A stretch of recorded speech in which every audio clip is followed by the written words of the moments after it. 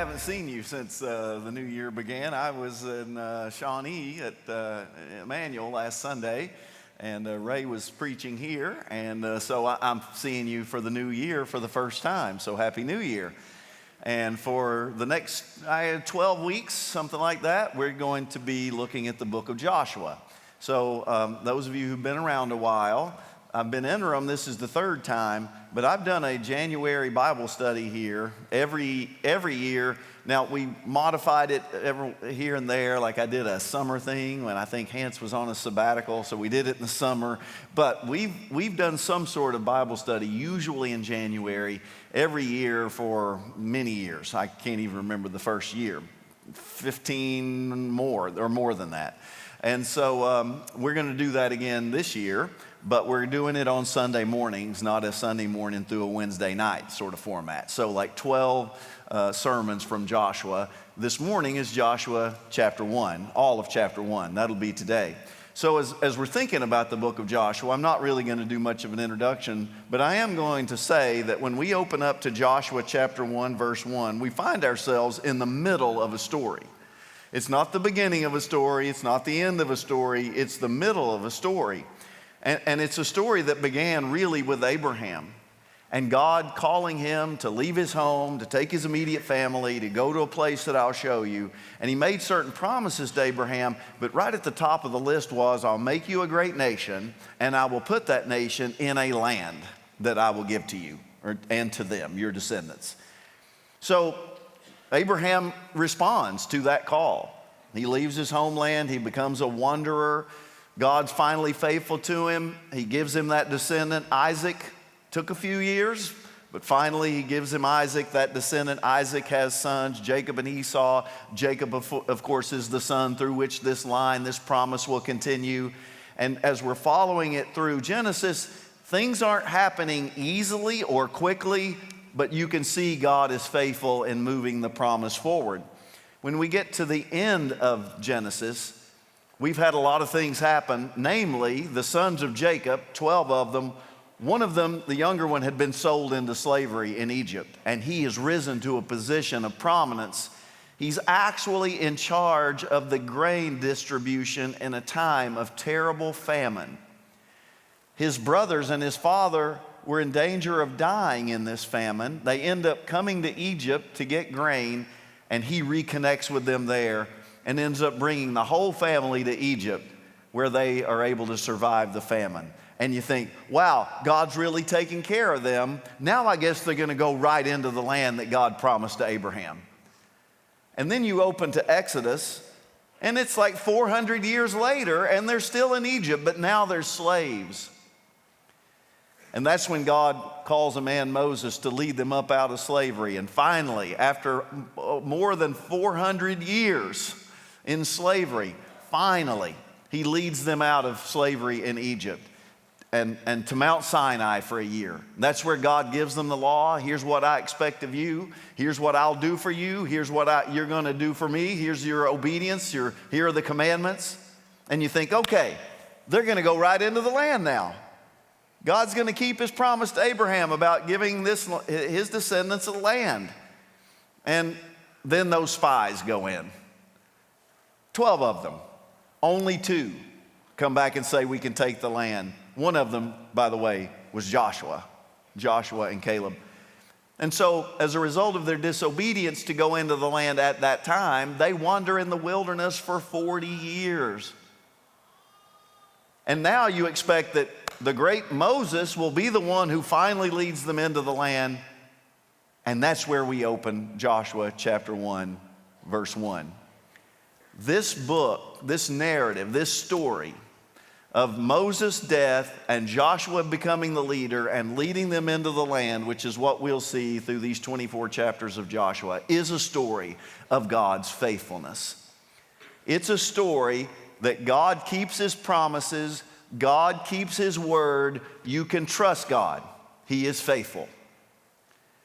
And I think that at a time in a church's life, when a church is in transition, you've got a search committee working, looking for a senior pastor. At times of transition, like the Israelites are in when they're sitting on the banks of the Jordan River looking over into the promised land. When churches are in times of transition, there is the need to be reminded of God's faithfulness and that you can trust God. And there is no need for you to be afraid or discouraged. And so let's read together Joshua chapter 1.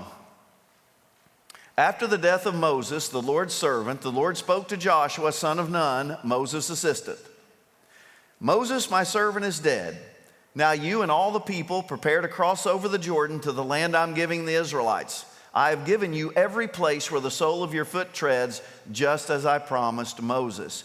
Your territory will be from the wilderness and Lebanon to the great river, the Euphrates, all the land of the Hittites, and west to the Mediterranean Sea. No one will be able to stand against you as long as you live. I will be with you just as I was with Moses. You hear that? I will be with you, Joshua, just as I was with Moses. I will not leave you or abandon you. Be strong and courageous, for you will distribute the land I swore to their ancestors to give them as an inheritance. Above all, be strong and very courageous to observe carefully the whole instruction my servant Moses commanded you. Do not turn from it to the right or the left, so that you will have success wherever you go.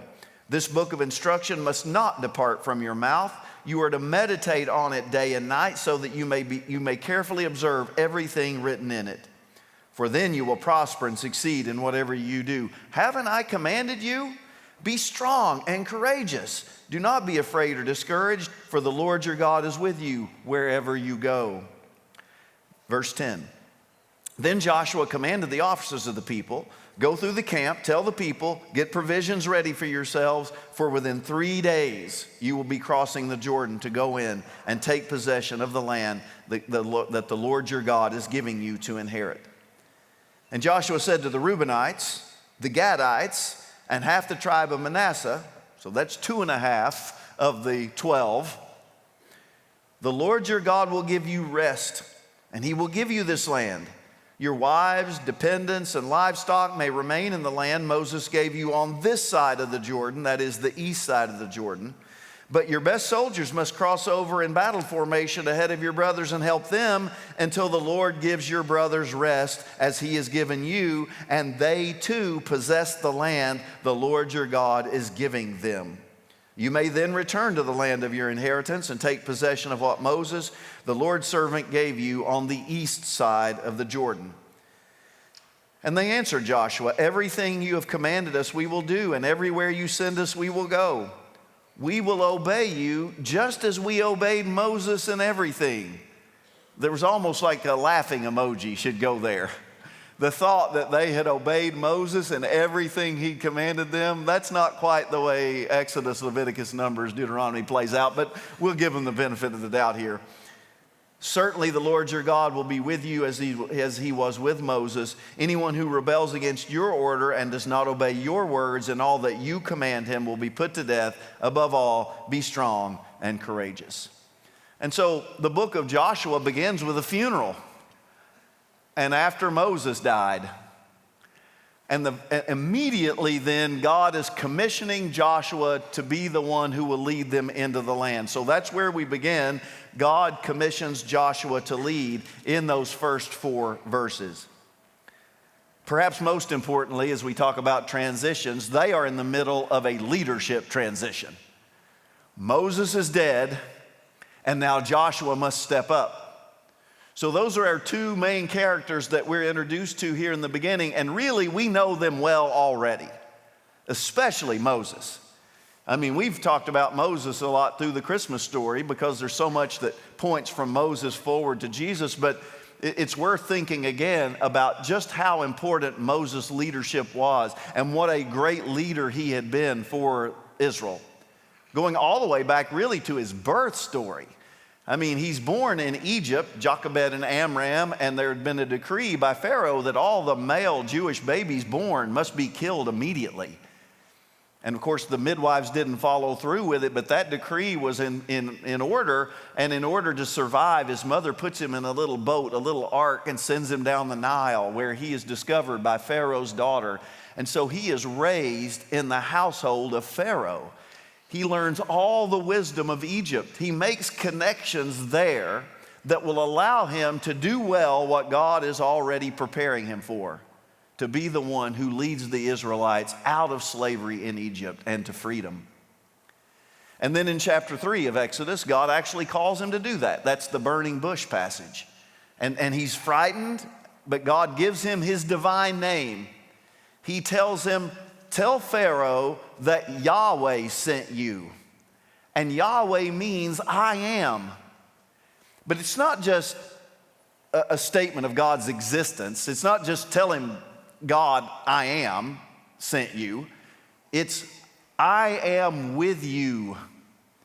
That's what God tells Moses in that burning bush experience. Yes, my name is Yahweh, which means I am. But more than that, I am with you. And that's going to be the thing that will sustain Moses throughout. I am with you as I was with Abraham, Isaac, and Jacob, your forefathers, so I will be with you. And he does lead them out of Egypt, and he does it with his staff in hand, commanding the waters to part, and 3 million Israelites cross on dry ground.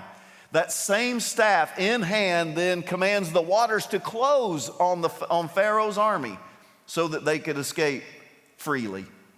He takes them 3 months to Mount Sinai, and that's where God calls him up on the mountain, gives him the commandments, calls him up on the mountain, makes a covenant with Moses and the people. And Moses is saying, I do, promising God that we'll do these things. And while they're making that covenant, they're worshiping a golden calf. Moses intercedes for the people to God. Don't destroy them. And God shows mercy. And then he leads them into the wilderness, ready to take the land, but they refuse to go. And so rather than leading them into the promised land, Moses leads them in the desert for 40 years, safely, until the 40 years of the fighting men die. And now they're on the banks of the Jordan River. And we would fully expect that Moses is the one who will lead them in. But there was a little incident in Numbers chapter 20. People are often grumbling and complaining about water. I mean, it's a desert out there. 3 million people, you need a lot of water. And so they complain and they grumble. And Moses says to God, the people are grumbling and complaining. And once God told him to strike the rock, and he did, and water flowed, and the people were able to drink. But a second time in Numbers 20, he tells him to speak to the rock. And rather than speaking to it, Moses strikes it. And he's not confused. In some way, it's an act of rebellion. And because of that, God says, you will not lead the people into the promised land. That's Moses. What a story. But you need to know something about Moses. Moses' story is not really just about Moses. Moses' story points forward to a new Moses. And not just a new Moses, but a new and improved Moses. Moses won't be able to lead them into the land because of his disobedience. But the new Moses, Jesus, will lead us in our freedom from sin and all the things that bind us spiritually and in every way. You need to know that Jesus is the tie that binds both Old and New Testament together. The law and the prophets point ahead to him. He is the fulfillment of all of them. Well, that's Moses. The other character that we are introduced to is Joshua. We might not know him as well at this point, but we're going to get to know him well in the book of Joshua. Joshua had served as Moses' assistant, his servant, from his youth. We find this out in Numbers chapter 11, verse 28. We also find out that he's trained in military leadership, which is going to be necessary if they're going to take this land. I promise you, the Canaanites aren't going to open up their borders and say, y'all come on in and we'll leave the light on for you. They're going to have to fight to take the promised land, and that's going to require military leadership. In Exodus chapter 17, it's one of the famous stories in Moses' leadership of the Israelites. They go to battle with the Amalekites. This is after the Exodus. And the Israelite army is down in the valley fighting. Moses is up on a hill, staff in hand, holding his arms up. Now that's a posture of prayer. We assume he's praying to God. And when his arms are in the air, praying to God, the people win. The Israelites are winning in the battle. When he puts his arms down, I guess he says amen, arms come down, he notices the tide turns and they're not winning. And so what do? You pick up the staff, you hold your arms in the air until the victory's won. And actually his arms get tired, and Aaron, his brother, hold up his arms. You recognize that story? Are you aware that it was Joshua, the general, who's leading the troops down in the valley? Although the Lord fights for them, and it's this unusual battle where when Moses' arms are up, they win, it's actually Joshua's sword and his leadership by which they defeat the Amalekites down in the valley. Can you imagine anyone better trained to lead them in military maneuvers? Moses actually takes Joshua up on the mountain when he makes the covenant with Yahweh in Exodus chapter 24. It's just a little aside, and he took Joshua, his servant, with him up on the mountain. The Lord informed Moses that he would not enter into Canaan because of his disobedience. But you might remember, before that, he'd sent spies into the land.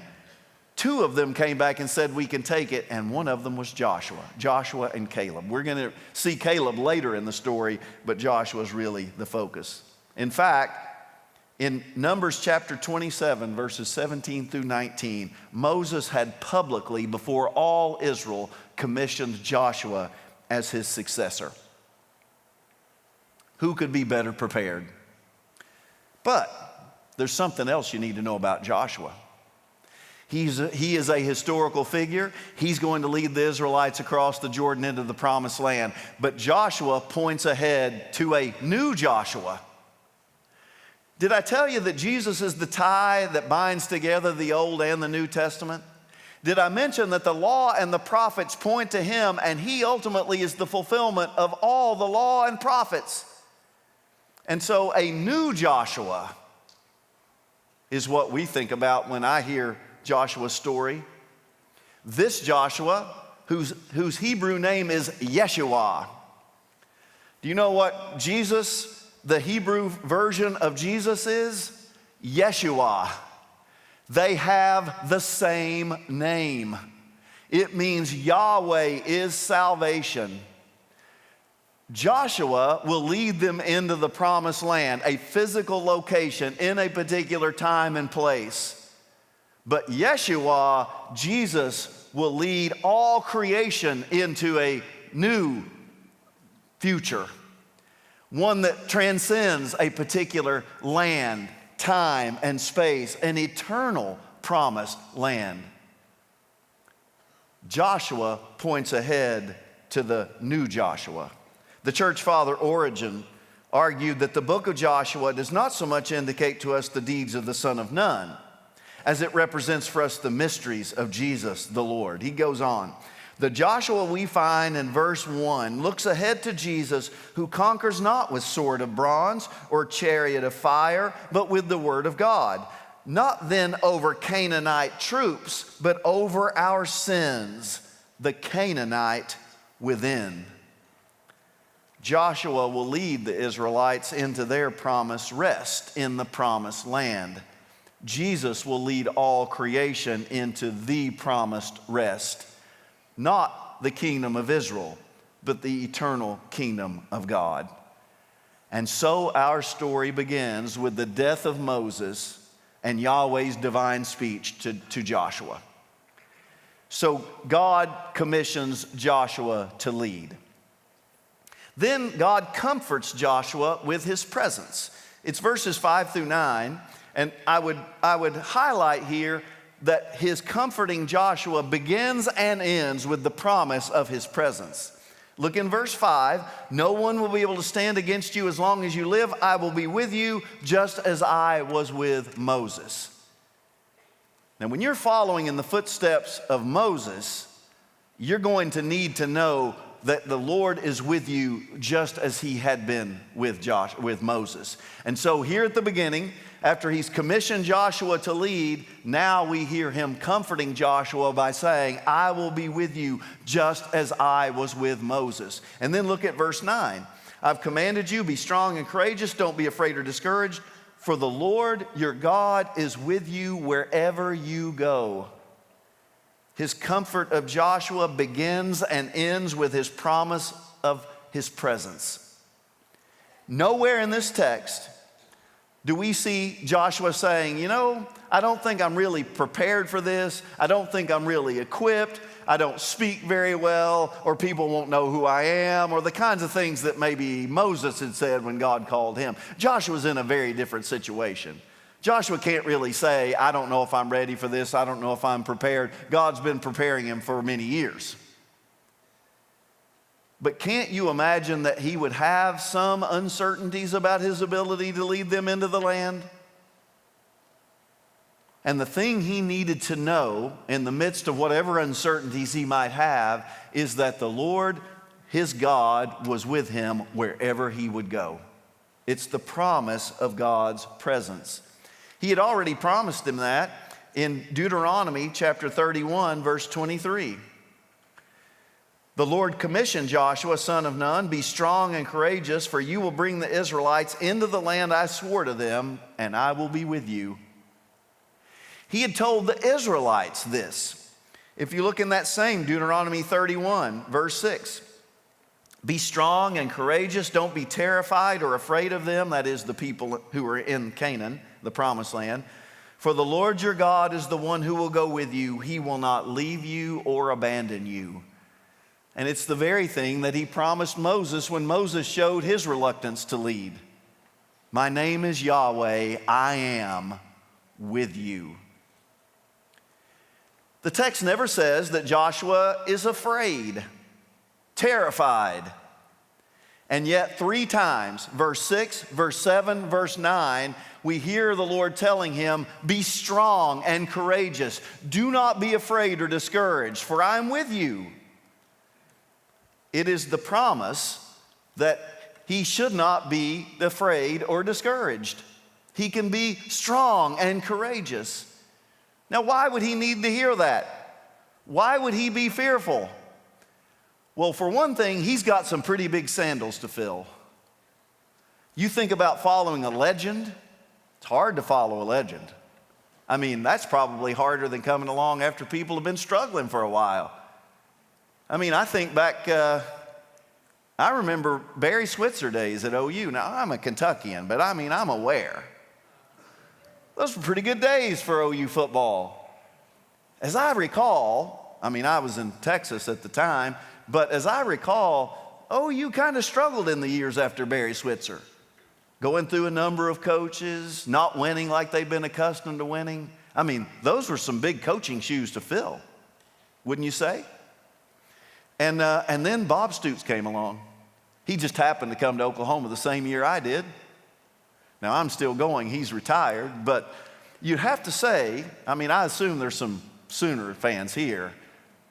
Those are some pretty good years. Won the national championship. But you know, since Bob Stoops retired, it's kind of been a little rough. Now, I'm not trying to rub anything in on you. But I mean, much to the joy of your OSU fans, it's been a little rough at times. It's difficult to follow in the footsteps of a legend. Can you imagine following Moses, the greatest leader Israel had known? Joshua, Moses is dead, you're up. You might need to hear, be strong and courageous. Don't be afraid or be discouraged, for I'm with you just as I was with Moses. I can imagine he would need to be encouraged. He might be fearful just from the pressure of the job. They've been waiting over 400 years to take possession of that land that God promised Abraham. The pressure's building. Oh, and by the way, Joshua, you're going to be the one lead us there. I can imagine he might be fearful because these people are not going to be easy to lead. I mean, despite the fact that they say to him in Joshua chapter 1, there, verse 17, we will obey you just as we obeyed Moses in everything. Despite the fact that they say that, they grumbled and complained against Moses a lot. And as great of a leader as he was, they seemed to always be looking for, if the least thing that he did, or if he was on the mountain too long, they're thinking, well, who's going to lead us now? They didn't always obey Moses. These aren't going to be easy people to lead. They grumble, they're stubborn, they can be rebellious. He's going to need courage and strength. And then there are giant obstacles in that land. And nobody knows that better than Joshua. 40 years earlier, he'd been sent into that land as a spy. And only he and Caleb came back and said, we can do it. 10 leaders from 10 tribes said, we can't do it. The warriors there are too big, they're too skilled, the terrain is too mountainous, we can't defeat them militarily. And they said no. Now Joshua said we can do it, but it was by faith. It wasn't because there weren't going to be challenges in taking that land from the Canaanites. He knows better than anyone the giant obstacles in that land. And so God says to him, be strong and courageous. God gives him just what he needs when he needs it. And then Joshua commanded Israel's leaders to prepare. In verses 10 and 11, I'm not going to read them again, but he just says to the officers. Now, Moses had things organized pretty well. He had others who helped him administrate the people. I mean, we're talking about a massive undertaking, 3 million people approximately. So he has officers who help him administrate. He goes to the officers, you go to the people and tell them within 3 days, we're crossing the Jordan, get ready. And then verses 12 through 18, he gives a unique charge to the eastern tribes. Now this requires just a bit of explanation.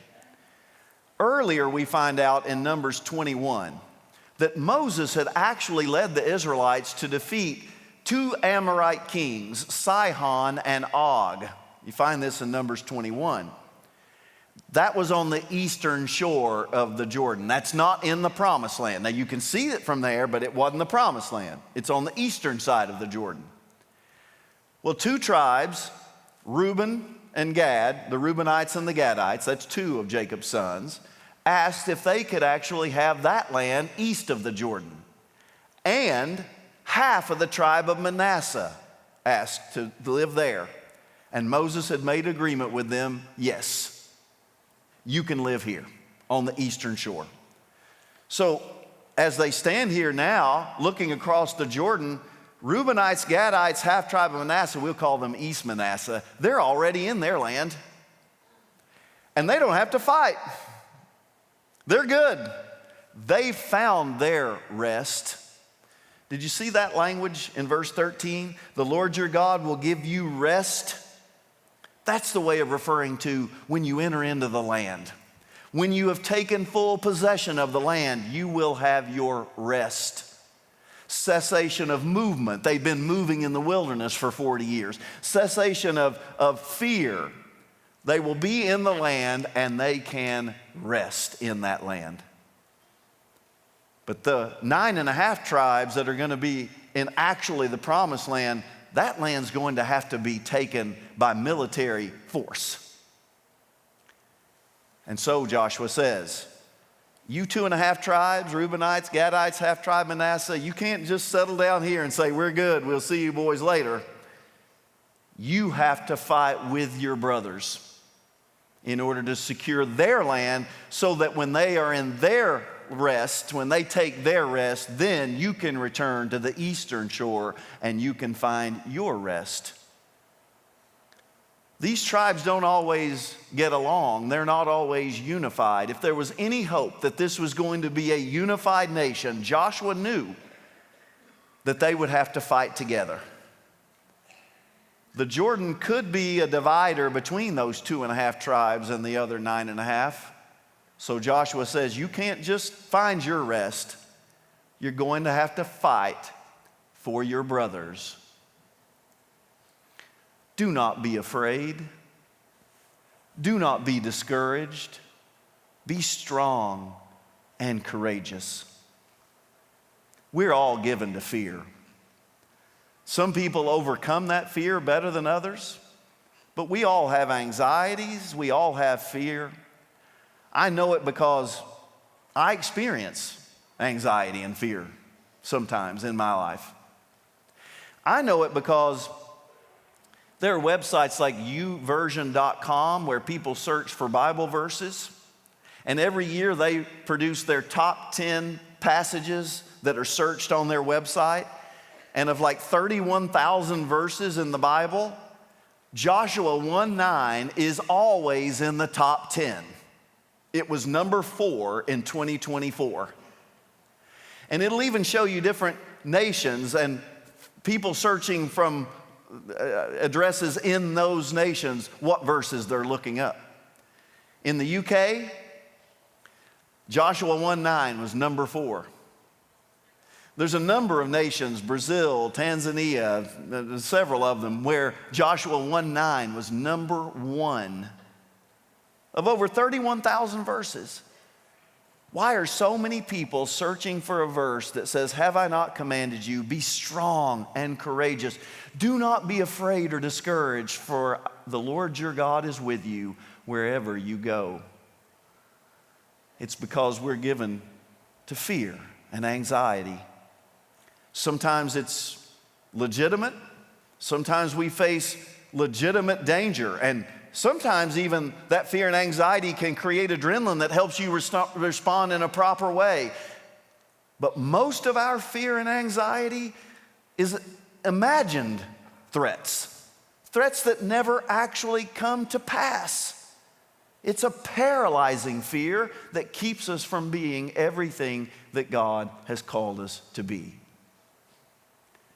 I say to you, members of Quail Springs Baptist Church today, as you find yourself in a situation of transition of leadership, we stand on the cusp of a new year. I couldn't know the transitions you might be going through in your life. But I can say to you, be strong and courageous, for the Lord your God is with you wherever you go. You do not have to be afraid.